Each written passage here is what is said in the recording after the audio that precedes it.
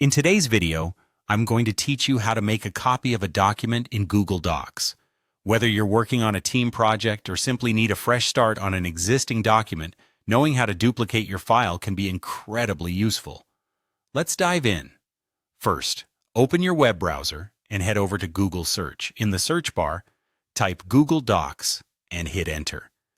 This should bring up the official Google Docs website in your search results.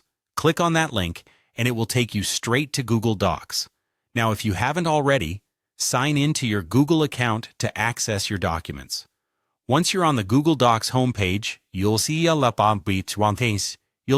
of all your documents. Scroll through and find the document you want to duplicate.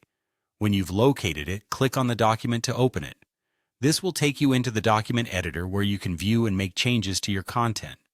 Next, look towards the upper left-hand corner of your screen where you'll find the File menu. Click on File, and a drop-down menu will appear. In this menu, you'll see an option that says Make a Copy. Go ahead and click on Make a Copy. This action will prompt a small dialog box to pop up. In this dialog box, you'll have the chance to rename your new document copy. By default, it will be named Copy of Original Document Name, but you can adjust this to suit your preference. You can also choose which folder in your Google Drive you want to save your copied document to by clicking on the folder icon. If you collaborate with others, you might want to uncheck the option to share the new document with the same people, depending on your needs.